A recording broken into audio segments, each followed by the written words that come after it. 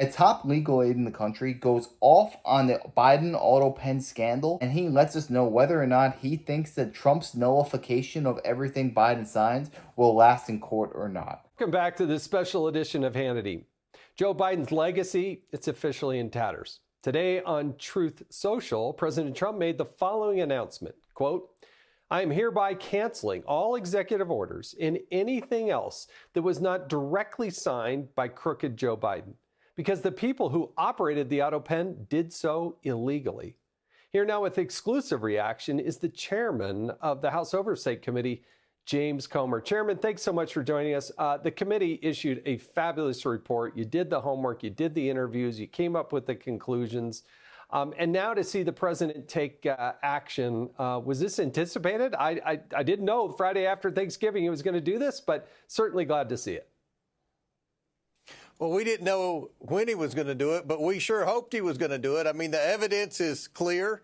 I think you deserve a lot of credit, Jason. Your oversight project were the first to discover the Autopen was used that many times on that many legal documents. Then our committee began our investigative work. I want to brag on our oversight committee members and our staff for doing the depositions. We worked through the August recess and through the first half of the government shutdown to bring everybody in. And we gave everybody in the Biden administration an opportunity to explain what role Joe Biden played in the use of the Autopen, and no one could give a definitive answer that Joe Biden had any role whatsoever in the use of that. It's not, Jason, it's not the use of the Autopen that we had a problem with on the Oversight Committee. It's the unauthorized use of the Autopen. There was no evidence that Joe Biden participated in any of the meetings where the pardons were discussed. We looked at his calendar. We looked at emails. We brought in people for hours and hours of depositions. There were no communications back and forth. So the legal peril here isn't the fact that the Autopen was used excessively. It's the unauthorized use of the Autopen by a president that was clearly in mental and physical decline, and his administration tried to shield that cognitive decline from the American people. Yeah, it is stunning. Set aside the signatures on public laws. If you look at the universe, 88% of the time during 4-year period, evidently the president, it appears, used an Autopen. And you're right, it's those unauthorized, because publicly the president had said, President Biden, that it was for people that, on pardons and whatnot. This is for people who had committed nonviolent crimes. But there were several people who committed violent crimes, murders, in fact, that were actually released or had their death sentences diminished. That's what's so stunning. It was a total, complete different than what the president was saying publicly. And it begs the question, did he truly authorize it? Right. We never found any evidence other than the very last person we brought in, Jeff Zients, who I'm sure he communicated with everyone else that we brought in. He knew the questions we were asking. No one could say, yes, Joe Biden told me to sign this document with my name. Yes, I participated in a meeting with Joe Biden where we discussed this executive order or we discussed this person's pardon. No one, his inner circle, we brought in all of his inner circle, some of whom pled the Fifth Amendment, wouldn't even answer the questions. But those who did, other than Jeff Zients, the very last person, no one could say it. Now, we didn't bring Jill Biden in. Many believe she was the one that was making a lot of decisions. It doesn't matter. What matters, Jason, is that Joe Biden wasn't a part of the process. And the Constitution is clear. No one has the authority to issue a pardon other than the President of the United States. The Vice President doesn't have that authority. The Chief of Staff does not have the authority. And the First Lady does not have the authority. So I applaud what President Trump did today. I think this will end up in court. And I think our investigative work, the report that the House Oversight Committee published, will serve as the basis of evidence that will help us win this in court and help President Trump to sustain this executive order. Chairman, you're exactly right. I thought the Oversight Committee under your leadership was absolutely fabulous, doing the right interviews. I read through those interviews. And you know what? I'm proud of Donald Trump, the president, for doing the right thing. If you used an Autopen to try to, go get an auto loan or get a mortgage or something like that, they would never accept it. Reaction, author and Fox News contributor Miranda Devine. Miranda, what's your assessment of this controversy? Because Biden signed hundreds of executive orders, actions, and memorandum. I mean, how bad is this? Lawmakers say many were signed with this Autopen. It sounds like Biden's Autopen could have gotten its own Secret Service detail and could get pension benefits. That's how bad it seems. What do you think? It was the hardest working feature in the entire Biden White House.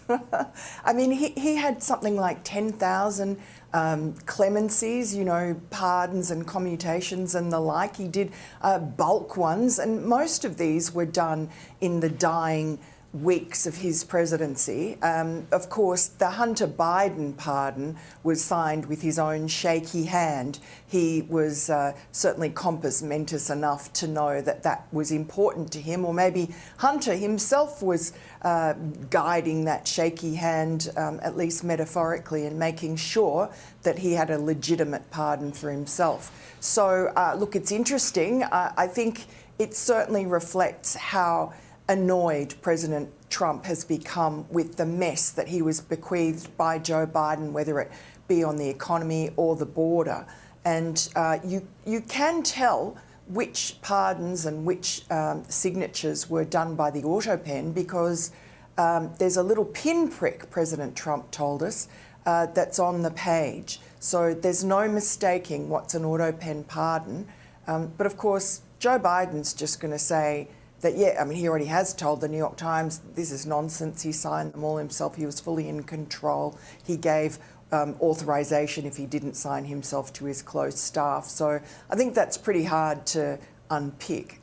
Yeah, and it's pretty hard to prove. I mean, yeah, you're right. The Autopen might be the most productive member of Biden's presidency. This is part of his legacy. What disturbs you most about this? Because he did sign a lot of spending. He did open the borders. The Hill and Citizens Against Government Waste say the Biden-Harris administration was one of the most wasteful ever in U.S. history.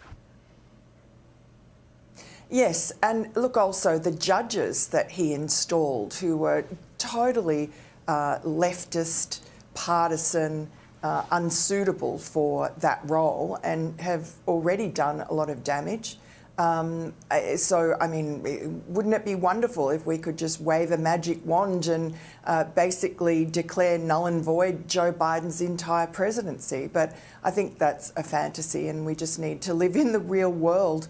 Unfortunately, we're left with his legacy, which is disastrous. And I hope that history shows just how damaging he's been and the great efforts that Donald Trump and his administration are going to try and undo some of that damage. I'm sorry, but if something is that important that you are signing it into law, don't you have the ability to take 3 seconds out of your life and sign it? I know you're the president of the United States, but that is how important that this is, especially when it comes to pardons. So anybody who operated the Autopen under Joe Biden's term, they need to be looked at legally. Because if 1% of the allegations against Joe Biden and his team are true, that is essentially treason against this country. Because there are many accusations that Biden was getting money and he was getting favors in return for signing pardons for other people to escape justice. And if you ask me, that was probably what was going on. Because if you look at the number of pardons that each president has signed, presidential term after presidential term, you have Bush, Obama, Trump, and then the number once it hits Joe Biden goes absolutely crazy. It is clear something was going on. How is it that Joe Biden doesn't even have to physically sign the paper himself and these people will never see justice even though they have committed treasonous acts against the United States of America? Just look at Anthony Fauci, for example. What did Joe Biden do his very last day in power? Somebody there in Biden's admin signed the litany of pardons so that those people will never have to face justice. I'm sorry, that should not hold up in court. The problem itself is not the Autopen. It's that the Autopen was used without the president's authority. That is the thing that most people are missing, and I really think that this case is going to go to the Supreme Court, and I don't see how they vote against Trump, because if the president doesn't even know about these pardons that are being signed, how can you possibly vote in favor of them? How can you possibly say that those are valid pardons? And those that operated the Autopen without the president knowing that, they belong in prison for the rest of their lives. That is treason to America. I know people always bust Trump's chops about like Biden's picture in the White House is just an Autopen. But that's actually what we were living through for 4 years, and anybody with a brain who was following the situation could have seen that. I mean, the man couldn't walk off a stage, yet he was representing hundreds of millions of Americans, the most powerful country in the world. It was an absolute joke. The people in the shadows were running this government, and we just had to bear the consequences of everything that they did. So as far as I'm concerned, the Trump DOJ needs to have no mercy on this whole Autopen situation, and this case will go to the Supreme Court eventually. And I really don't see how they vote against Donald Trump. But yeah, let me know your thoughts in the down below. Do you think that this case will make it to SCOTUS? And if so, which side do you think is going to prevail? Let me know. I'd love to know your thoughts. And also, who do you think was operating the Autopen? And yeah, if you enjoyed, make sure to smash that like, comment, subscribe, and wish you guys nothing but the best. Till next time.